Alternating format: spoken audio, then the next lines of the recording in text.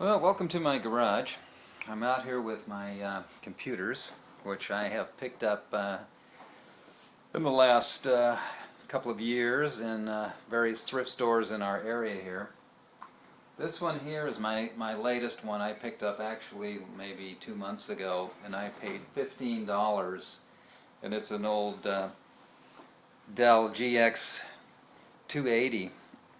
And it came pretty much stock. It had a 40 gig hard drive, and it had 256 megs of RAM in it, which is barely enough these days to get by with. And the unfortunate thing about this particular machine, and many machines, is that you try to put Windows 7 on them, and it tells you right up front that it's incompatible with Windows 7, which makes you feel like you need to junk it, I guess.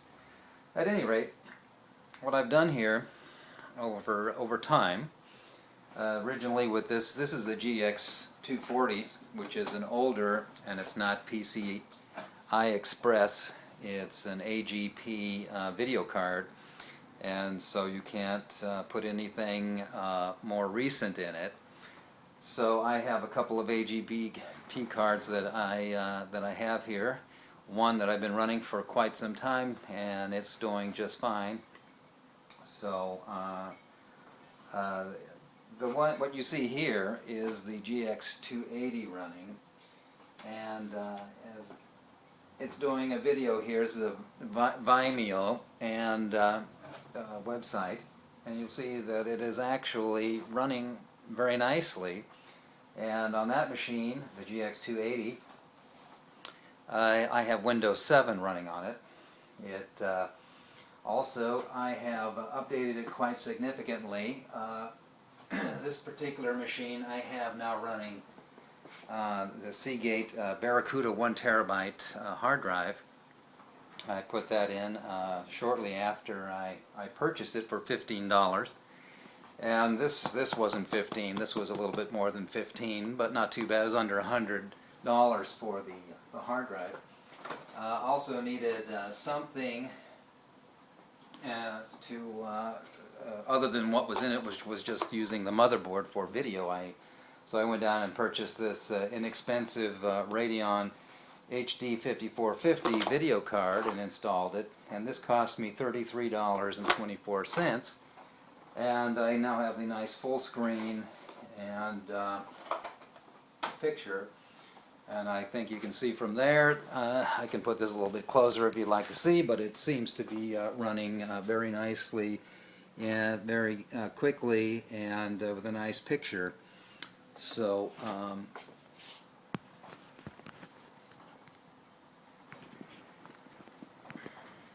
we go. So I'm very happy with my current setup. I also, since it only had 256 megs of RAM in it, I updated it to 2 gig. It's upgradable to 4, by the way, and I'll give some thought about that in the future, updating it to 4 gigs, but for right now it's doing very nicely for everything that I particularly do, and I don't do gaming. I'm sure if you did gaming you might need to upgrade it a little bit more than that, and it does max out at 4. GX 240 maxes out at 1, and it doesn't do video very well, but for my purposes for that machine it's fine, and it provides me some backup power. Now the 240 GX, which came with also small hard drives, probably 20 gig, I've updated that. It's got a 500 and a 320, so 820 gig hard drives in the older machine, which gives it quite a bit of space, and I've updated that to the max of 1 gig of RAM. And a nice video card in that one as well, but again it's just AGP.